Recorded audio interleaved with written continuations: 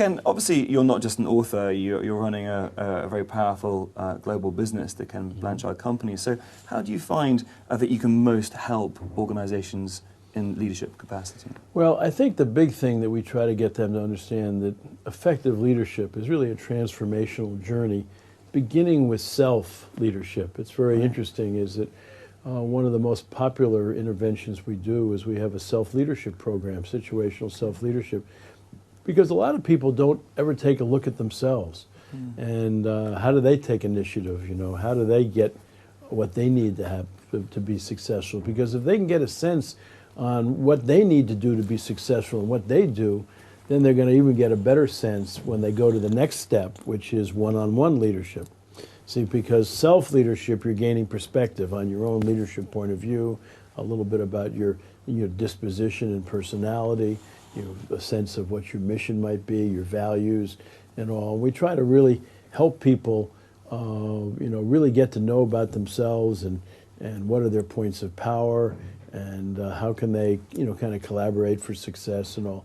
And then once they understand themselves, then we feel they're ready for a one-on-one relationship where the big goal is building trust with somebody else. And so, but that's one form of leadership where you have, 8 to 10 reports and you might meet with them as a group once in a while, but basically you're managing people one-on-one. Sales managers do that and people in those positions.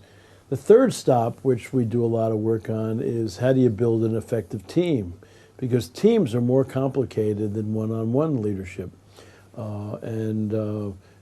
Because if it's just you and I working together, we only have 2 possible relationships, yours to me and mine to you. But if somebody else joins us, now we go from 2 relationships to 12, because it's not only our relationship to the 3 of us, but it's my relationship to you when this other person is there, and your relationship to me when they're there. Because, you can meet with a colleague before you go in to see your boss and agree on what you're going to talk to your boss about. In the middle of the meeting, that colleague could go south.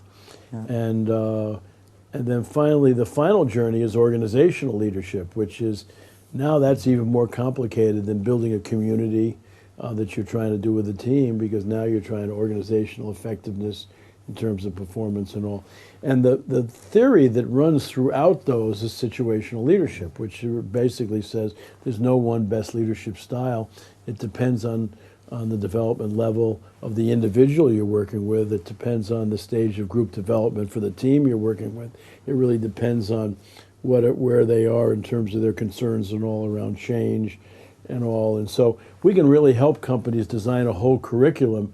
And so often you'll have a problem in an organization and they try to solve it at the organizational level, but the real problem is the leader has never really dealt with who they are and what their ego problems are and all those kinds of things.